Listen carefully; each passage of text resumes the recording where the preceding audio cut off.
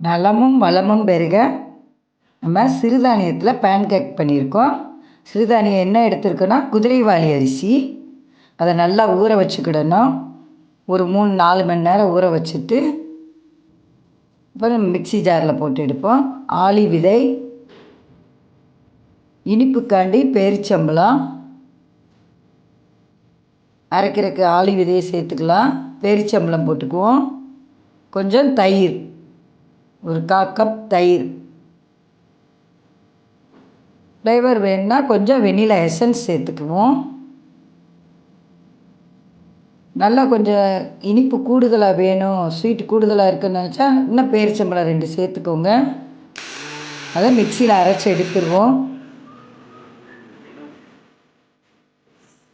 பாருங்கள், கொஞ்சம் இனிப்பு கம்மியாக இருக்க மாதிரி தெரிஞ்சது. கொஞ்சம் நாட்டு சர்க்கரை சேர்த்துக்கிட்டேன். அரைச்சி ஒரு மிக்சிங் பவுலில் ஊற்றிடுவோம். இந்த மாவு கொஞ்சம் தோசை பதத்துக்கு இருக்கணும். கொஞ்சம் ஒரு 1/4 டீஸ்பூன் பேக்கிங் சோடா போட்டு கொஞ்சம் தண்ணி கலந்து லூஸ் பண்ணிக்கிறேன்.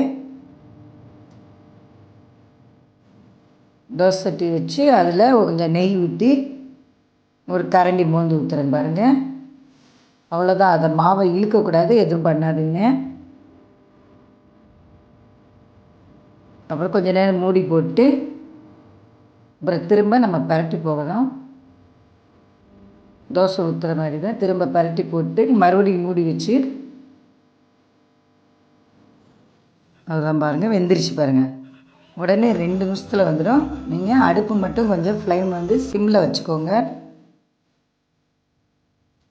குதிரைவாலி அரிசியில் பண்ணலாம். சிறுதானியம் எதுனாலும் சரி,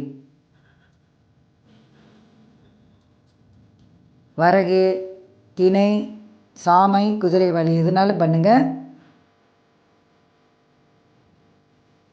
பிள்ளைகளுக்கு ஈவினிங் ஸ்நாக்ஸ் ஸ்கூல் விட்டு வந்தோடனே என்ன பண்ணலான்னா, திடீர்னு இது நம்ம ஊற வச்சுருந்தோம்னா வந்தோடனே இது பண்ணி கொடுத்துடலாம். நல்லா சுட சுட நல்லா சாஃப்டாக வந்துருக்கு பாருங்கள். எவ்வளோ சாஃப்டாக பொழு பொழுப்பாக நல்லா சாஃப்டாக இருக்கும். தோசை கடை இதில் ஊற்றலாம். நம்ம இல்லை மோல்டு எதுவும் பேக்கிங் பண்ணுற மோல்டு மாதிரி எது வச்சுருந்தீங்கனாலும் அதுலேயே ஊற்றலாம். சத்து மாவுலேயே பேன்கேக் பண்ணுவோம்ல. ஏற்கனவே நம்ம ஆல்ரெடி ஒரு பேன்கேக் வீடியோ போட்டிருக்கோம். அது லிங்க் இதில் கொடுக்குறேன், பாருங்கள்.